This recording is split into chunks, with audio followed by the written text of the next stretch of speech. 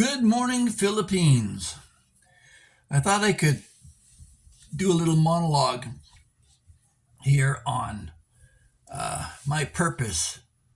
But before I do, I want to remind you to please like, share, and subscribe. Just pound that like bell and be sure to watch the video to the end so you can provide some comment that I can learn and grow off of. First of all, what motivates me? No, I'm not motivated by subscribers. In fact, I think it's an inverse thing. I think the more subscribers you got, it's more of a sycophant you are to the common will. No, I think I do this principally to try and search out and find other like-minded people like me that can have open discussion. Um, if you want to know who my number one most admired person is, as an example, that would have to be Thomas Sowell, a conservative intellectual who really analyzes the situation well in America and possibly the world. I think he's one of the brightest minds in sociology in the world today, and I suggest you look him up. I come from a long line of writers and lawyers, though I don't pretend to be one myself. My dad told me I had leadership qualities. Said, I don't want them, Dad. I'd rather enjoy my life. I saw how things turned out for Gandhi and Jesus Christ, so no thanks. No sanctimonious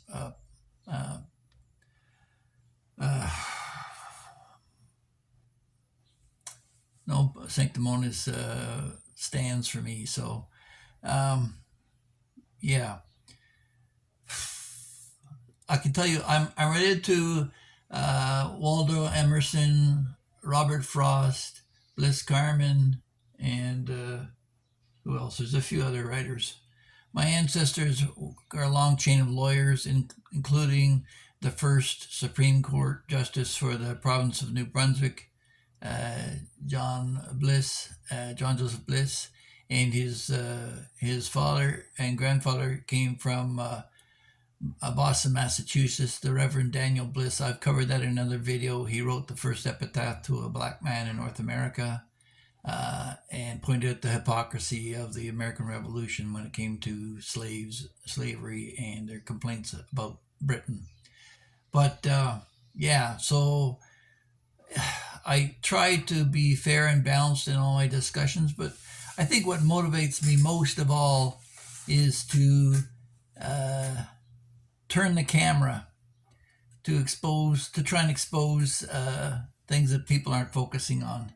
A lot of us are victim to the piranhas out there who'll just love to find any human frailty that we possess and latch onto that as some sort of validation for their own existence.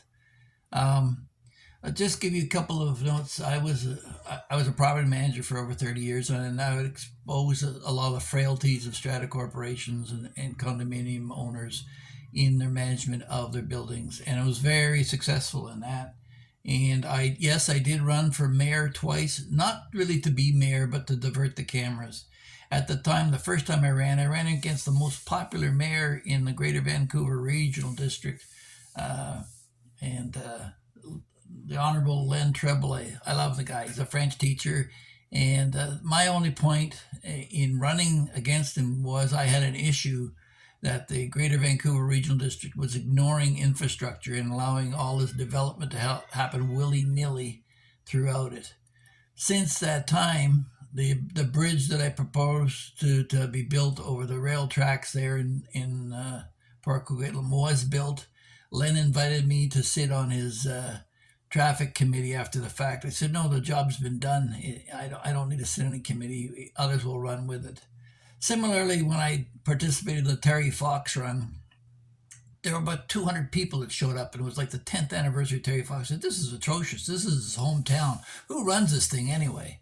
And it was the Kinsman. And so, well, can anybody else get involved? No, you have to be a Kinsman. So begrudgingly, I joined the Kinsmen, became vice president and rookie of the year, and I diverted the cameras again to allow other social clubs, the Rotaries, the Lions, and the rest of them, to participate in the Terry Fox run. The following year, we had 1,300 runners, and I had Betty Fox show up, and I contacted Rick Hansen of Men's in Motion, who hadn't seen the Foxes for years, to come out.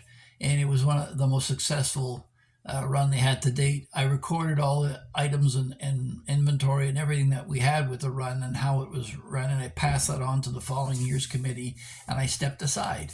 So this is what I like to do, is to, if there's an issue and a problem, and it's the same in business. I've helped a lot of guys in developing and setting up their businesses, and I know that they're friends for life. We don't talk to each other for years sometimes, but I know that they'd open the doors to me in a second, simply because for example, one fellow had a lighting company and he was struggling and couldn't seem to get any contracts, and I happened to be working with the federal government at that time, and found out that there was some bias through SNC Lavalin for that they were feeding all their work to their own contractors.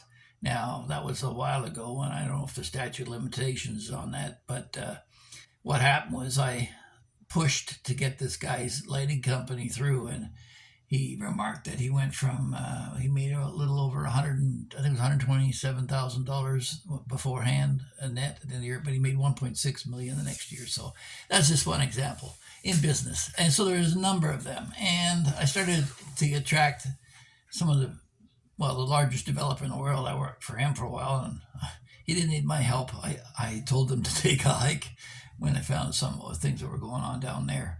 But to get back to where I like to focus the camera, the only reason I ran a second time for the mayor of Port Coquitlam was there was a known wife beater that it hadn't hit the media yet what was going on. So I threw my hat into the ring simply because I fight for women's rights where I see it, and it turned out that he was later charged, convicted, and sent to jail, and he did win the mayor's run, though, because the stupid unions, they went and backed him up blindly because he was in the printers union. And I told him, you know what, I was with the American Steelworkers Union and the Pulp and Paper Workers Union. Didn't mean anything to them because I wasn't an active member of a union at the time. So that's the blind hypocrisy you get in some of the unions. I mean, I respect the union fight, and it's largely been pushed aside simply because capitalists have moved their businesses overseas to China and Bangladesh and India to avoid the labor laws and ship the goods in to North America, and that goes on. So that's what motivates me, and that's why I stood up to Mark Thornton. And the reason I took the video down was because there was an implication that there could have been some negative inferences on some of the Filipinos involved, and that is never my intent. Guys, just because you figure you can get yourself a mate on the cheapest deal possible doesn't mean you should treat them as such.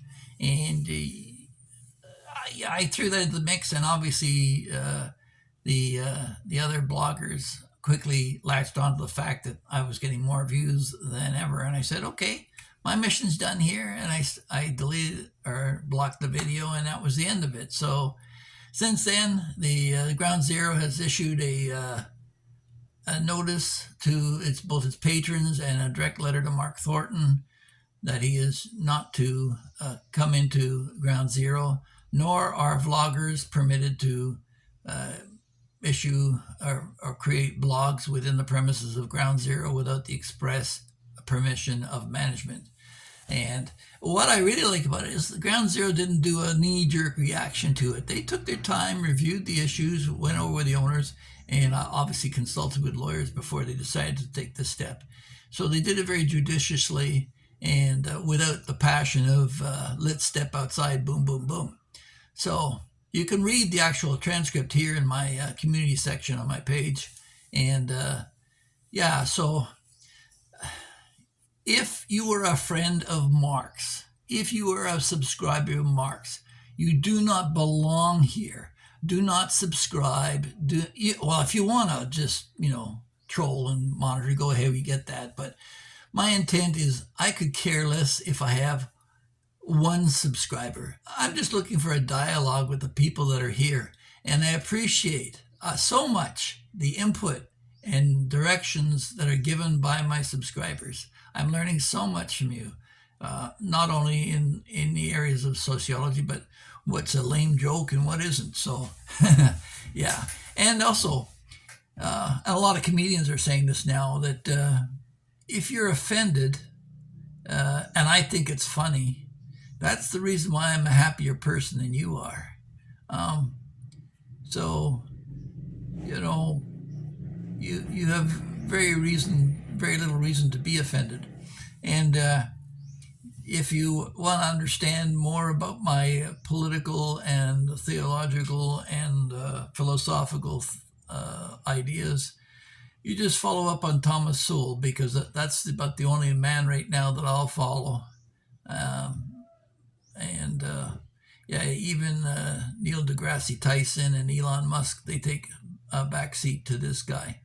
He's an amazing man, and I treasure his words. So, did I cover it all? So my background, that I write, but I don't really. I had some poetry at one time. I enjoy poetry, and I guess that comes from my background. I appreciate justice. And also, the other thing too is the Philippine Constitution is a copy or mirrored. They took a lot of it from the American Constitution, so they have an appreciation of the development. And I also try to expose the hypocrisy of and the idiocy of some people who think they're brave when really they're being stupid. And that's what the whole Ukrainian war is about. I'm sorry, but at the outset, if you didn't see that 144 million people versus 40 million people in a shrinking country, between the two most corrupt nations on the planet, if you can't see that that's not going to go south pretty fast, again, you deserve to be lied to. You don't belong here. Russia won the war. Everybody thinks that America or the NATO will eventually win. No, you've already lost. That just has been hidden from the media. 450 American soldiers died in Ukraine, give or take. And meanwhile, they're crying about 3 that are on the border of Syria that a misplaced bomb, or they're crying about Navalny. What about Edward Snowden and Julian Assange? Again, I'll end it with this. Maybe, I guess you already know this if you're a follower, is that America is not a democracy, it's a republic. And they use the manipulations of the media to control your minds. And if you don't believe that, then go back to CNN and CNBC, MSNBC, and carry on with your existence, because whatever you dwell upon becomes your reality at the end of the day. So, yeah, that's my videos are done as much for me to learn as to provide the truth. And those who deal in the truth are the lone wolves, the soul-minded individuals who don't have a lot of friends. And all on friendship. Yeah, let me talk about that. Real friendship. Real friendship involves not telling your friend that you're unfriending them. No, you stick with your friends through thick and thin. You may call them an asshole for thinking a certain way or having a difference with you. If you can't live without differences with other human beings and can coexist, then you simply haven't developed spiritually. You think that Jesus spent a lot of time with his friends? He knew they were lying about him. You don't have to be religious to understand the fact that if you got anything going for you, jealousy, envy, and covetousness are all there in recorded history. So, yeah, um, when when you have a problem with a friend, you tell them directly. If they're not a friend, do whatever you want. But when you have a friend, you don't go online and spread the mud all over the internet. No, you don't do that to a friend. The term is throwing them under the bus. So don't do that. So yeah, if like I say, I'm not doing these videos for the sole purpose of finding subscribers. So maybe I'll just drop that line out. It's just a tradition with the internet, but maybe it gives me an opportunity to get in contact with more people and find more friends. So please share anyway, and we'll talk to you in the next one. Yeah. Have a great day. Bye bye.